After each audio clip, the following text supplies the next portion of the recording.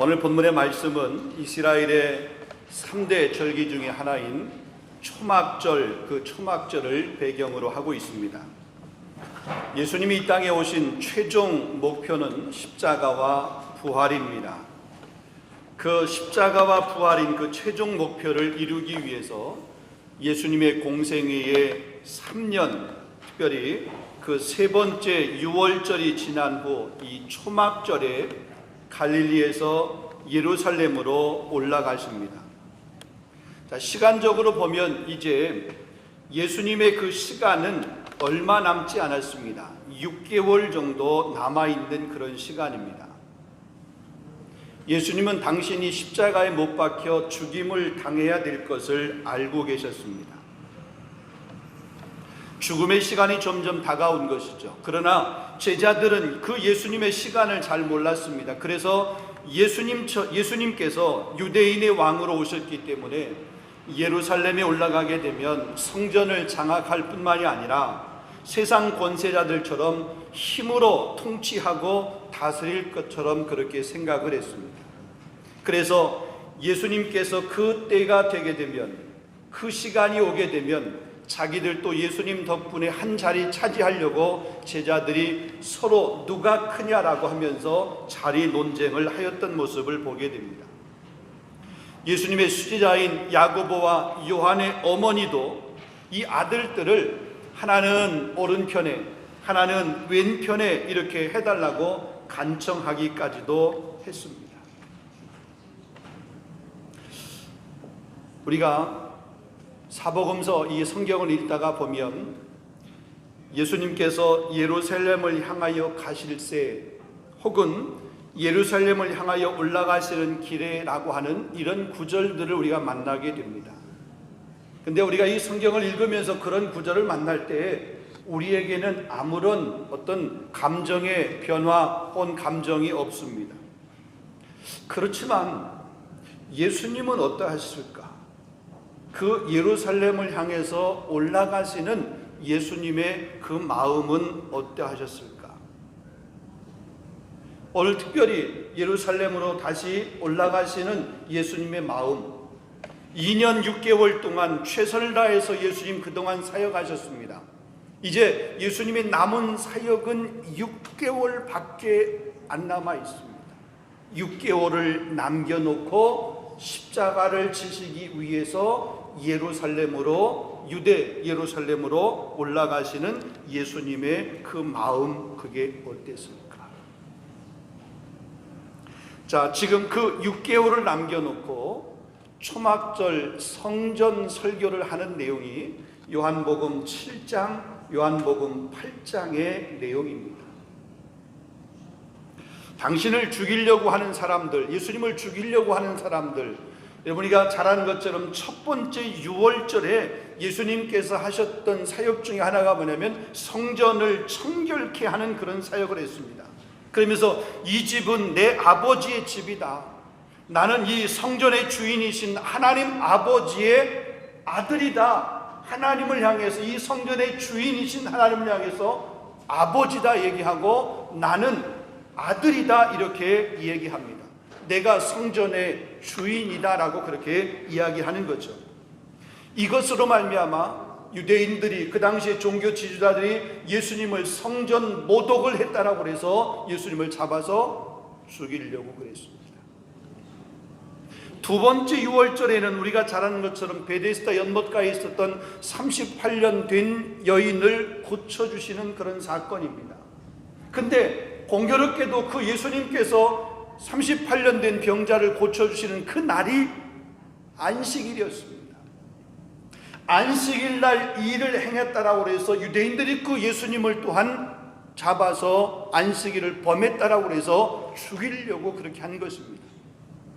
예수님께서 그 안식일에 38년 된 병자를 고쳐주신 것에는 그 안식일의 주인이 바로 나다 라고 하는 것을 보여주시는 사건입니다. 그래서 두 번째 유월절의 이 안식일 사건은, 38년 된 병자의 사건은 안식일의 주인 논쟁, 예수님이 그 안식일의 주인이다라고 하는 거죠.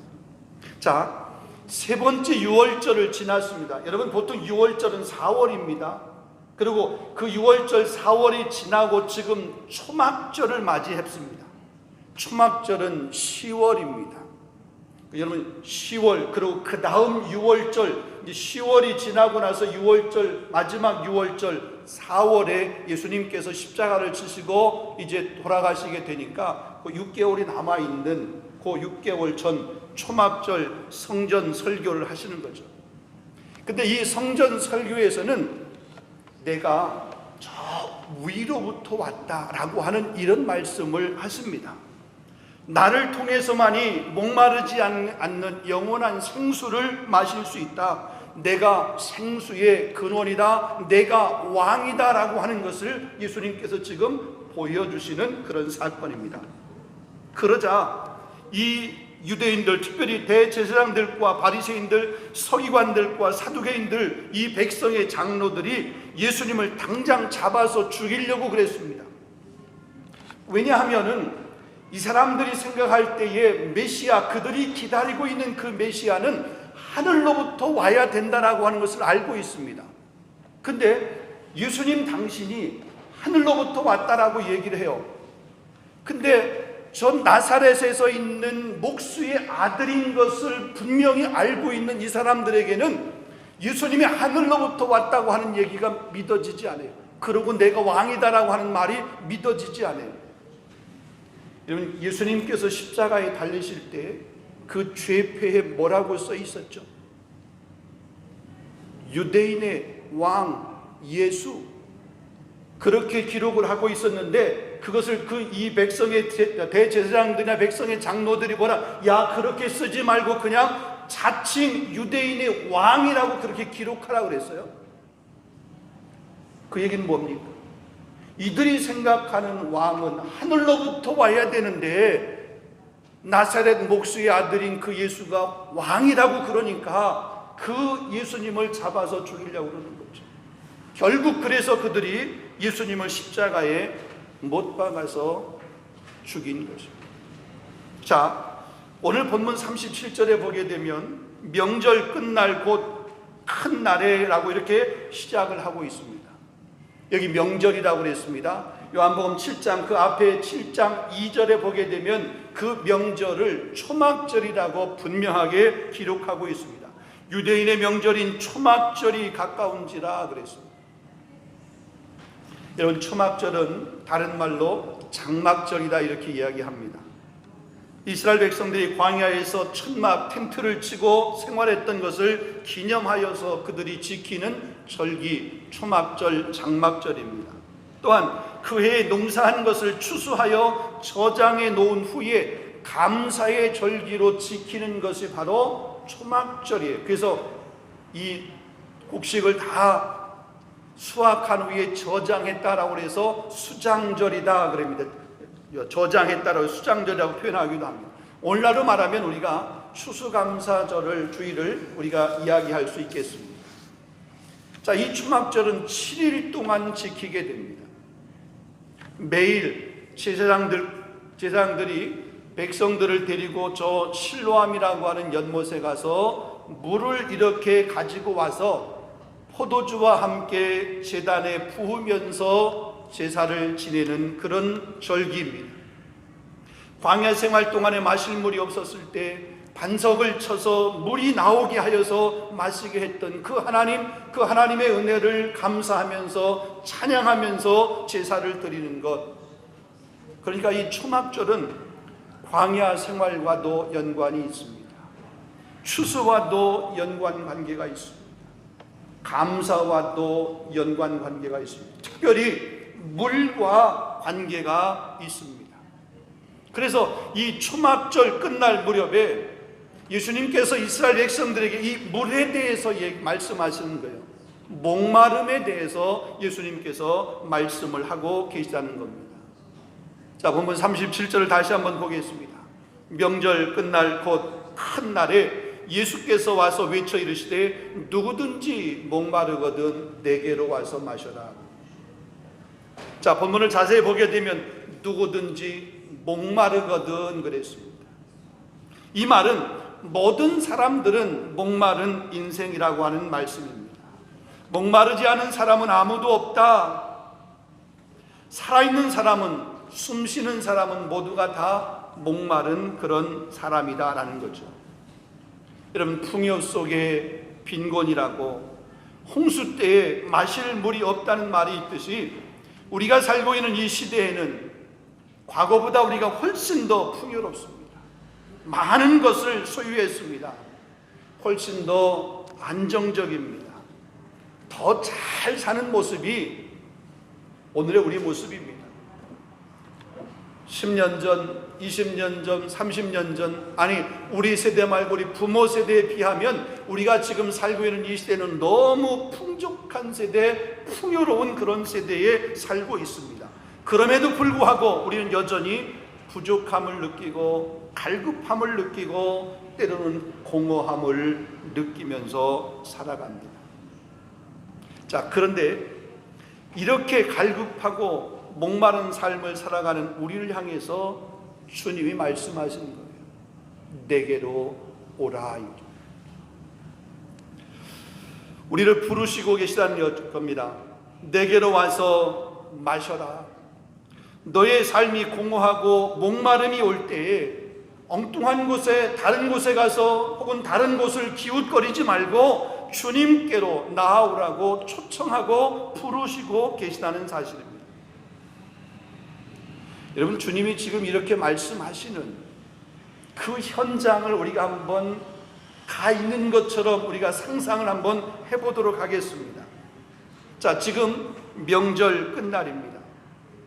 제사장들과 백성들이 실로암 못에서 열심히 물을 길러 가지고 와서 그 제단 앞에 붓고 있습니다. 종교적인 의식 혹은 종교적인 행사로 보게 되면 이들은 전혀 문제 없는 그런 사람들입니다.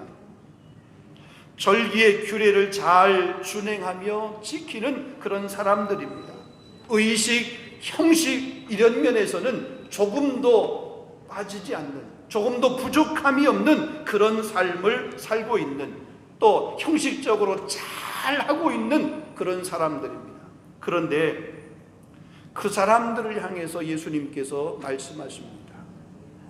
너희들은 목마른 사람이다. 목마른 사람이다. 그 얘기는 너희들에게는 갈급함이 있는 사람이다. 너희들은 부족함이 있는 사람이다 라고. 자, 지금 물이 있는 샘에서 물을 떠나르고 있습니다. 물이 펑펑 솟아나고 있는 그 실로암 연못이 그들에게 있습니다. 그런데 물이 지금 넘치고 있고 물을 지금 떠나르고 있고 어쩌면 그들의 손에 물이 지금 들려져 있는데, 그들이 들고 있는 그 양동이에, 그들이 들고 있는 이 통에 물이 가득 차 있는데 그들을 향해서 너희 목마른 자들아, 목마른 사람이라고 그렇게 말씀하고 있는 것입니다. 여러분, 그렇다면 이 예수님께서 말씀하시는 그 목마름의 의미가 육신적인 목마름을 이야기하는 것일까요? 육신적으로는 전혀 목마를 것 같지 않는 그들에게 예수님께서 목마름에 관해서 말씀을 하시고 계세요. 이 말은, 예수님께서 말씀하시는 목마름은 육신적인 목마름이 아니라 영적인 목마름을 말씀하고 있다라고 우리가 볼 수 있습니다. 외식하는 자와 같은 제사장들과 백성들을 향해서 말씀하시는 말씀입니다.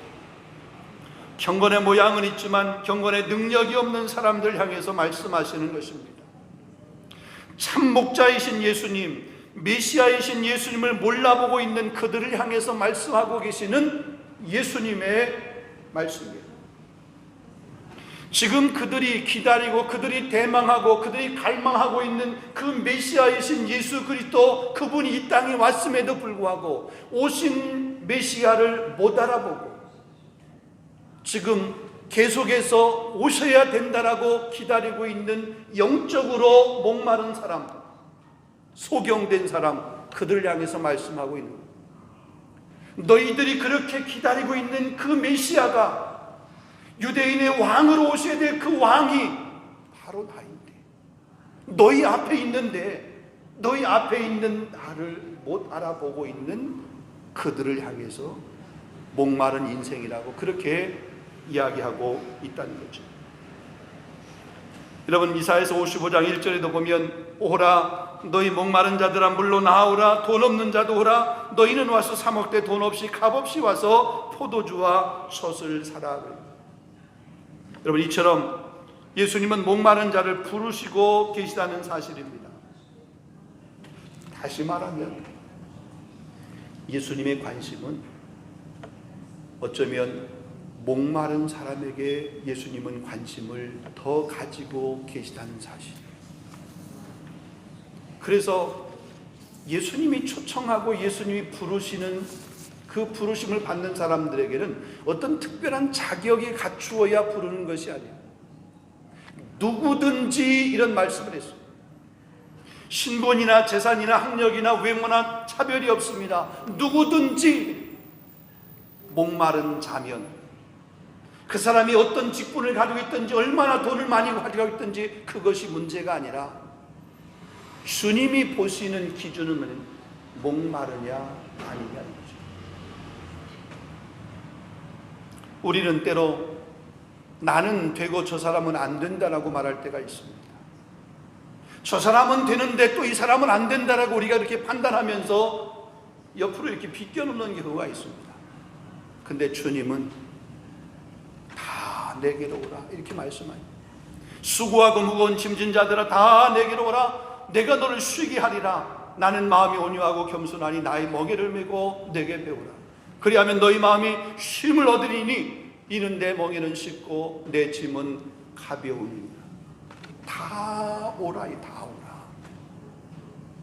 가난해도 괜찮고 병든 사람도 괜찮고 상처가 있는 사람도 괜찮고 건강한 사람도 괜찮고 목마른 자들아 다 내게로 오라. 주님이 그렇게 부르시고 계신다고 하는 사실이에요.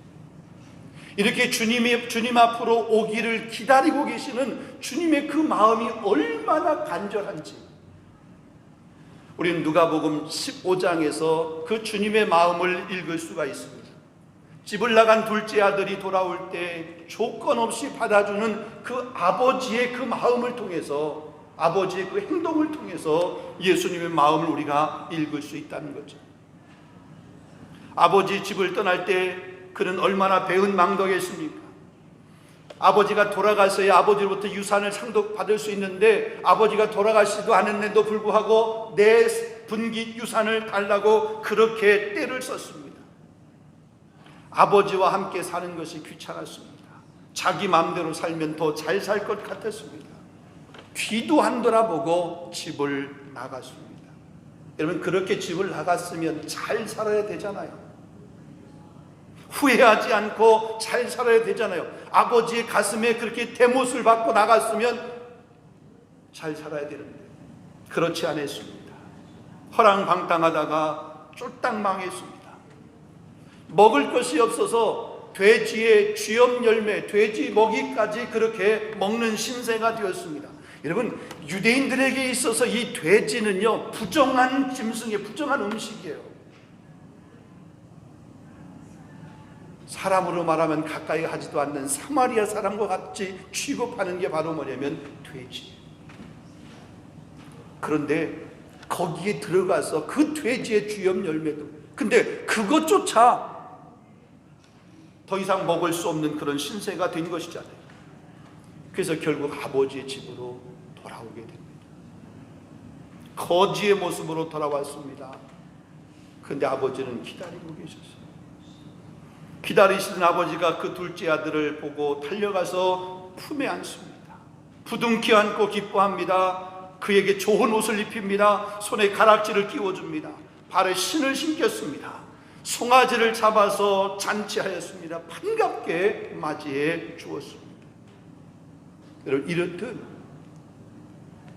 돌아오기만 하면 예수님께로 나오기만 하면 거절하지 아니하시고 품어주시고 목마른 자에게 물을 주시는 예수님의 마음입니다. 여러분, 어쩌면 육신적인 목마름은 물 한 모금 마시면 해갈될 수 있습니다. 시원한 음료 한 잔을 마시면 육신적인 목마름은 해갈될 수 있어요.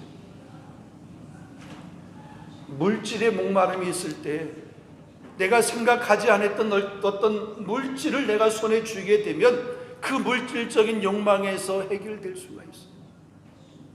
근데 영적인 목마름은 그런 것 가지고 해결되지 않습니다.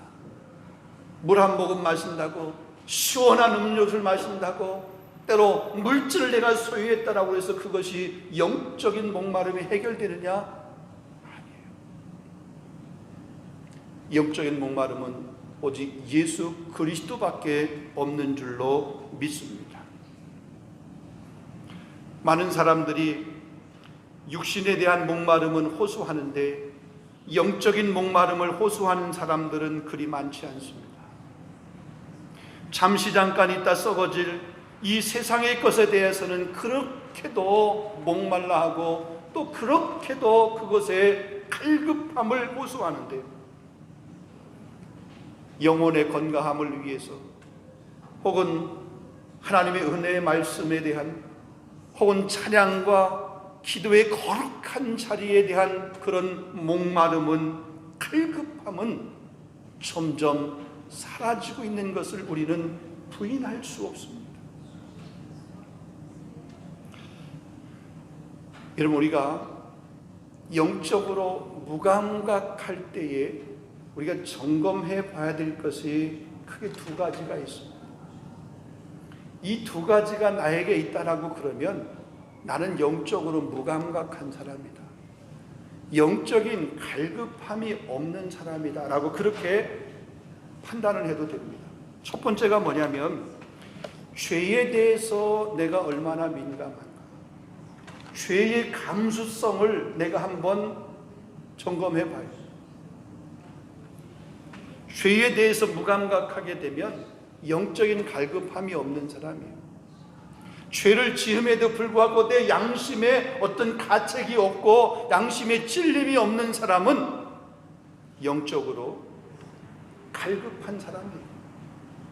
아니, 무감각한 사람이에요.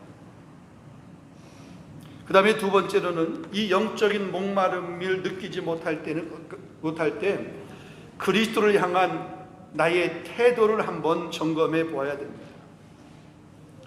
여러분, 우리가 예배를 잘 드립니다. 봉사도 하고 혹은 교회 안에서 이런저런 여러 가지 활동을 하다가도 그리스도에 대한 간절함이 없는 경우들이 있습니다. 영적인 목마름이 없는 사람들입니다.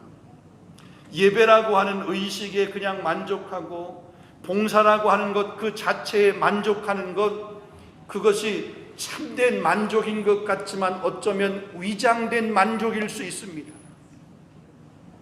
자, 지금 초막절에 이 제사장들과 백성의 장로들, 백성들이 가서 저 실로암 못에 가서 물을 떠다가 종교적인 의식과 형식 이런 것들은 잘했습니다. 그러나 진정으로 그들에게 예수 그리스도에 대한 생수의 기쁨을 누리는 그런 삶은 그들에게 없었습니다. 형식적인 면에서는 조금도 부족함이 없는 그런 삶이었습니다. 그러나 예수 그리스도의 참된 기쁨은 경험하지 못하는, 아니 왕으로 오신, 위로부터 이 땅에 메시아로 오신 예수 그리스도를 알아보지 못하는 영적인 소경이었던 거예요. 예배를 잘 드려요. 교회 봉사도 열심히 해요. 나름대로 뭔가 주의 일을 위해서 힘쓰고 애쓴다라고 그렇게 말을 합니다. 그런데 주님하고는 관계가 없어요. 여러분, 그런 사람을 향해서 주님이 책망한 말씀이 있습니다. 마태복음 7장 22절에서 23절입니다. 우리가 주의 이름으로 선지자 노릇도 하며 주의 이름으로 귀신도 내어쫓고 주의 이름으로 권능을 행하지 아니했습니까? 주님이 뭐라고 말씀하십니까? 이 불법을 행한 자들아, 내가 너를 도무지 알지 못하노라. 내가 너를 도무지 알지 못한다? 불법을 행했다라고. 아니, 내가 주의 이름으로 선지자 노릇도 하고 주의 이름으로 이런 봉사도 하고 이런 섬김도 하고 이런 나눔도 했는데 그들을 향해서 불법을 행한 자라고 얘기를 해요. 여러분, 우리가 뭔가를 한 것이 중요한 것이 아니라 누구와 함께 그것을 했느냐가 중요한 거죠. 나누고 섬기는 것 참 귀한 겁니다. 주님과 관계없이 나누고 섬긴 것과 주님의 이름으로 나누고 섬긴 것은 달라요. 많이 나눈 것, 양을 이야기하는 것이 아닙니다. 비록 적은 것을 나누지만 주의 이름으로 나눌 때 그 나눔이 하늘나라의 상급이 되는 거고, 그게 하나님 앞에 영광이 되는 거고, 내게 유익이 되고, 내가 주의 이름으로 어떤 작은 일을 했어도 주의 이름으로 해야 그것이 하나님 앞에 기억되는 일이랍니다. 사랑하는 우리 성도 여러분, 우리 모두가 다 주의 이름으로, 아니 주의 이름으로 했을 때 그것이 주님의 이름으로 했다라고 주님으로부터 인정받는 저와 여러분이 될 수 있기를 주님의 이름으로 축원합니다. 영적인 목마름을 해소할 수 있는 길은 예수 그리스도께 가는 길밖에 없습니다. 다시 말하면 예수님밖에 없어요. 그래서 성경에서 보면 예수님밖에 없음을 여러 곳에서 말씀합니다. 내가 곧 길이요 진리요 생명이니 나로 말미암지 않고는, 예수님으로 말미암지 않고는 아버지께로 올 자가 없다라고 그랬습니다. 다른 이로서는 구원받을 수 없나니 천하 사람 중에 구원받을 만한 다른 이름을 우리에게 주신 일이 없느니라. 할렐루야. 여러분, 세상은 다른 방법이 있는 것처럼 이야기합니다. 사단은 다른 어떤 방법이 있는 것처럼 우리에게 이야기합니다. 그래서 목마를 때 주님 앞에 가는 것이 아니라 목마를 때 친구를 찾으라고 그렇게 우리에게 속삭입니다. 목마를 때 물질을 의지하라고 그렇게 이야기합니다. 때로 질병 가운데 있을 때 세상을 의지하라고 이야기합니다. 그러나 주님 말씀합니다. 나 외에 다른 방법이 없다. 내게로 오라. 주님이 그렇게 말씀하고 계세요. 자, 이렇게 주님께로 오라고 주님이 말씀하시는데, 그렇게 말씀하시고서 주님 앞에 가면 주님이 그냥 모른 척 하시냐? 그렇지 않다는 거죠. 누구든지 내게로 와서 마셔라. 그리하면 그 배에서 생수의 강이 흘러나리라 그래요. 여러분, 여기서 말씀하는 그 생수가 뭡니까? 성령을 의미합니다. 39절에 보면 이는 그를 믿는 자들이 받을 성령을 가리키는 것이라 그랬습니다. 성령을 선물로 주시겠다는 거죠. 여러분, 우리가 잘 아는 것처럼 성령은 우리를 돕는 영이라고 그랬습니다. 그래서 요한복음 14장 16절에 보게 되면 내가 아버지께 구하겠으니 그가 또 다른 보혜사를 너희에게 주사 영원토록 너희와 함께 있게 하리니. 이런 보혜사, 영원토록 너희와 함께 있는다, 너희를 돕는 자다, 그분이 바로 성령이다라는 거예요.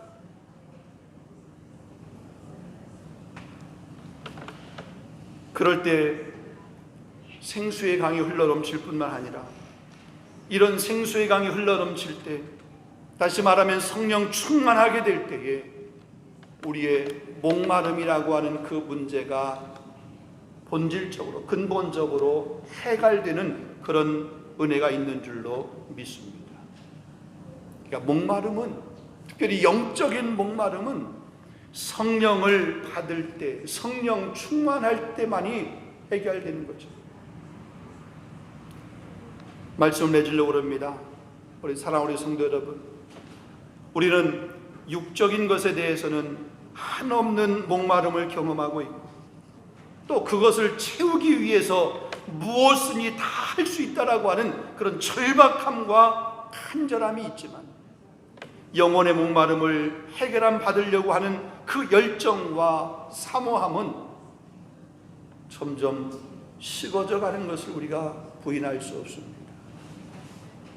시대를 살아가면서 어쩌면 주님이 오실 날이 더 가까운 이 시점에서 이런 영적인 목마름의 문제를 해결받기 위해서 더 주님 앞에 나아가고 붙들고 그 성령을 사모하고 성령 충만을 구해야 되는데, 아니 마지막이 가까움에도 불구하고 오히려 이런 것에 더 둔감하고 이런 것에 대해서 외면하고 육신적인 목마름의 해갈만을 위해서 달려가려고 하는 마음이 우리 가운데 있다는 거죠.